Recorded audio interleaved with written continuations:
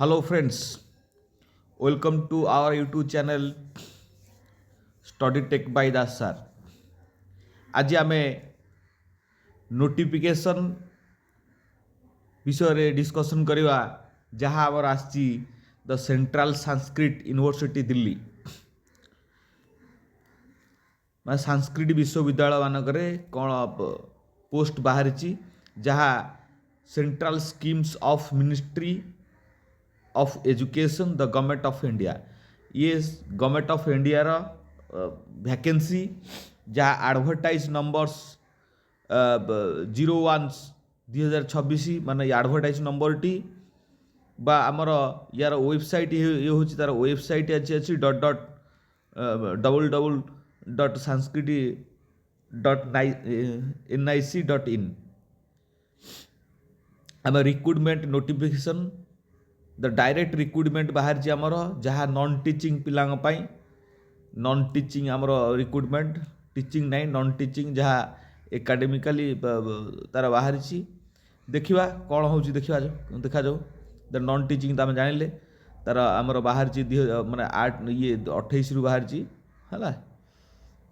तार पोस्ट बाहर आउ एज लिमिटेड देती एज है 28/1/2026 मैं 28/1/2026 भितर तार एजटा तुम होता दरकार ये जोन अनुसार है ये जोन अनुसार होता दरकार यूआर आउ ओबीसी टोटाल पीडब्ल्यूडी ये सब बाहर है वैकेंसी या अर्थ खाली यूआर आउ ओबीसी पिला माने बाहर या अर्थ एठी देइछि आमर सबू स्टेट गुड़ाक ता भितर आमर निश्चित ओडिशा अच्छी ना नहीं देखा यहाँ यूपी यूपी एलडीसी आसिस्टांट्स ए आसिस्टांट 35 वर्ष एलडीसी हूँ 32 वर्ष तुम देखी ये क्लरिकाल पोस्ट तुमको देती ये गोटे गोटे पोस्ट देती तुम मानक है मणिपुर पे भी बाहर ये है कथा तार आम ये जहाँ जो स्टेट पे बाहर तुम्हें आराम से अप्लाई कर बोधे आमर ओडिशा पे बाहर ना ना आम देखीदे नेक्स्ट ओडिशा पे न बाहर भी आम सब पिला अप्लाई कर हाँ लाइब्रेरी कॉलेज लाइब्रेरियन बाहर पिले कॉलेज लाइब्रेरियन जोटा आमर तार दरमा भल अच्छी जे केते ना 57,700 टकर स्टार्ट है 1,82,400 टका पर्यंत बुझल यूआर गोटे पोस्ट बाहर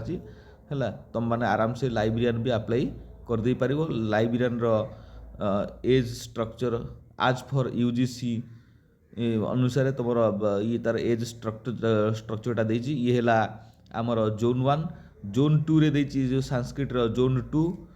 2 रे से भी एलडीसी आ तार लाइब्रेरी माने असिस्टेंट भी देती देखा आमर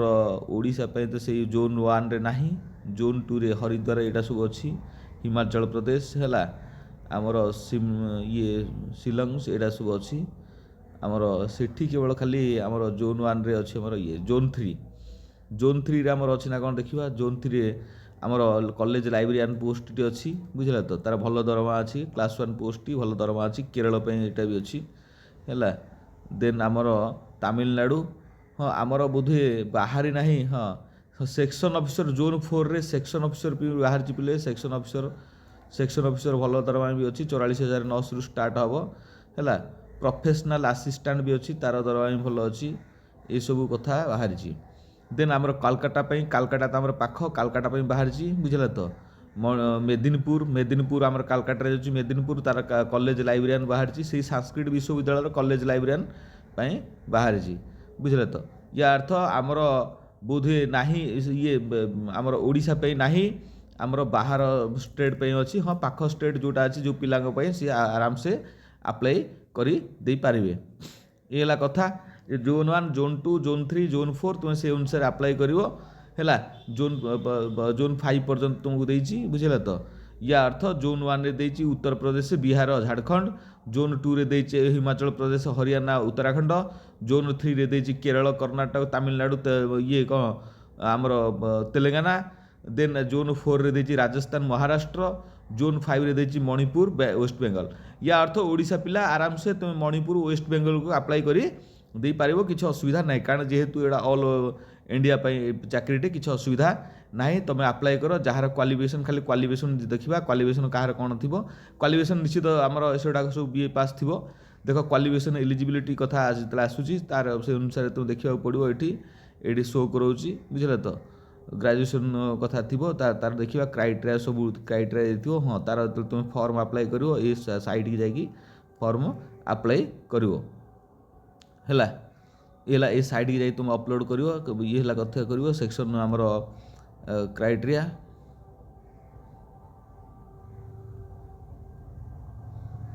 ये कथा देखिए तार कौन हो एग्जाम सेंटर तुम अच्छी 3टा जगह अच्छी गोटे है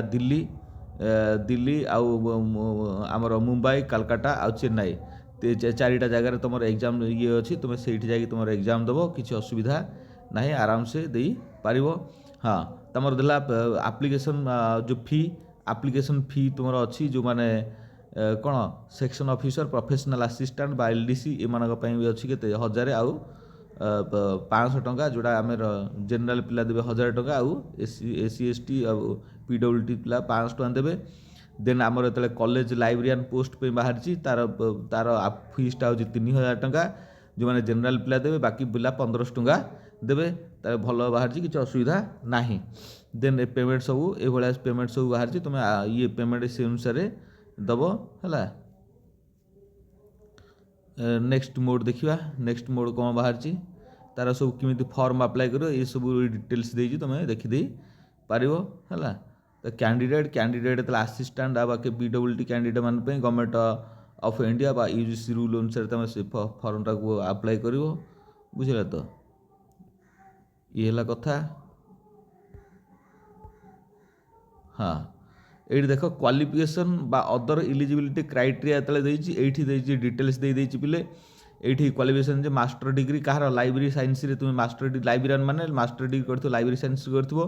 बा इनफॉरमेशन साइंस सेठी करथियो ये ऊपर तुम लाइब्रेरी साइंस टाको ये ऊपर करथियो बा ये सब तुम कंप्यूटर नॉलेज थी लाइब्रेरी साइंस रे कंप्यूटर नॉलेज थी बुझे तो ये सब थी हाँ नेट तुम नेट भी मागिची लाइब्रेरी साइंस मैंने नेट मागिची किंबा तुम्हें सेट बा स्लेट ये सब तुम थी डिग्री थी पीएचडी थी एमफिल बा पीएचडी को डिग्री गोटे मिनिमम थी आवश्यकता अच्छी मिनिमम से डिग्री तो थी आवश्यकता अच्छी बा ये आचार्य यदि एमए संस्कृत तुम थी कि हिंदी रे थी ये ऊपर यदि तुम आचार्य थी ताहले ये ऊपर करने पड़ो हाँ सेक्शन ऑफिसर भितर तुम कौन करा पड़ो ना बैचलर डिग्रीटा तुम थी आवश्यकता अच्छी है यूनिवर्सिटी जे कौन यूनिवर्सिटी 3 इयर्स तुम एक्सपीरियंस ऑफ असिस्टेंट जब 3 वर्ष तुम असिस्टेंट अच्छी तुम से अनुसार ये करदे पार अप्लाई कर असिस्टेंट खाली बैचलर डिग्री पिला दरकार आउ कि दरकार ना हाँ 3 वर्ष गोटे एक्सपीरियंस एलडीसी कथा सी मागिची बुझे तो प्रोफेशनल असिस्टेंट रे तुमको मास्टर डिग्री बा लाइब्रेरी साइंस ये ऊपर प्रोफेशनल कर दरकार नॉलेज कि मिनिमम कौन कंप्यूटर साइंस दरकार एलडीसी पे बैचलर डिग्री तुमको आवश्यकता अच्छी 2 वर्ष तुम लोअर डिवीजन क्लर्क एक्सपीरियंस थी दरकार लोअर डिवीजन क्लर्क देती खाली बैचलर डिग्री तुम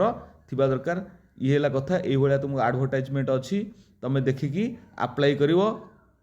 रही धन्यवाद तुम मैंने ये चैनल सहित जोड़ी हो चैनल सहित जोड़ी रही जेकोसी एडवर्टाइजमेंट आसो तुम पाख आग नोटिफिकेशन जो तुम्हें आराम से फॉर्म को अप्लाई करदे पार रही धन्यवाद थैंक यू बुझे तो तुम या भितर तुम्हें कौन